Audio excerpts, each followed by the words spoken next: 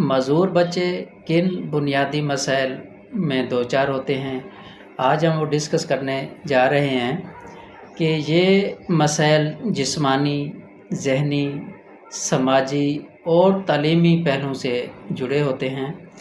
ذہنی مسائل جیسے سیکھنے میں سستی یا مشکل پیش آنا، یادداشت کی کمزوری، توجہی مسائل آتے ہیں، چلنے پھرنے میں دشواری، پٹھوں کی کمزوری یا اکڑاؤ پن، ہاتھ پاؤں کا درست استعمال نہ کر پانا، کھانے پینے میں مشکل پیش آنا۔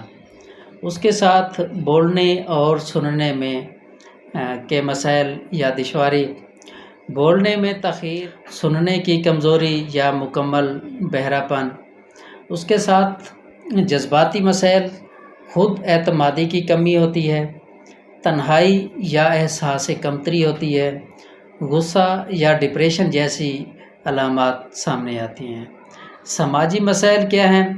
دوسرے بچوں کے ساتھ گھل مل نہ پانا، معاشرے کی عدم توجہ یا غلط رویہ، اسکول یا کھیل کے مواقع کم ملنا۔ اس کے ساتھ دیکھتے ہیں کہ تعلیمی مسائل، عام اسکول میں ایڈجسٹ نہ ہو پانا، خصوصی تعلیم، اسپیشل ایجوکیشن کی کمی۔ ان چیزوں کا حل کیسے ہو سکتا ہے؟ والدین کی محبت، صبر اور خصوصی توجہ، جس میں کھانے پینے میں کم از کم ہر گھنٹے بعد کچھ نہ کچھ ان کو دینا چاہیے۔ اس کے ساتھ جلد تشخیص کروائیں اور اس کا بروقت ہومیوپیتھک علاج کروائیں۔ آپ جہاں بھی ہیں اپنے قریبی ہومیوپیتھک ڈاکٹر سے رجوع کر کے ہومیوپیتھک طریقہ علاج اپنائیں۔ اس کے ساتھ اسپیچ تھراپی بھی کروا سکتے ہیں، فزیو تھراپی کی لازمی ضرورت ہوتی ہے، آکو پنکچر تھراپی کی بھی ضرورت پڑ سکتی ہے۔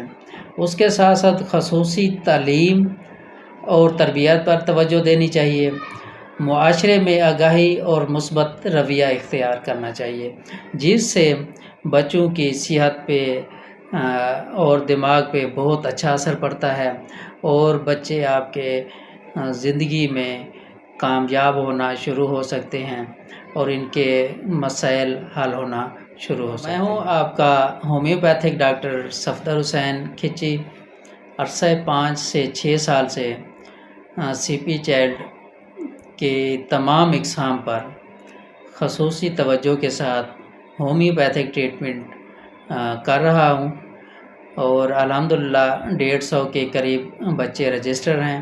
الحمدللہ کافی سارے بچے میڈیسن استعمال کر کے ان کو چھٹی دے دی ہے، الحمدللہ اپنے پاؤں پہ کھڑے ہیں، چل پھر رہے ہیں، معاشرے میں ان کا نام ہے، چلنا پھرنا ان کی زندگی میں شامل ہو چکا ہے۔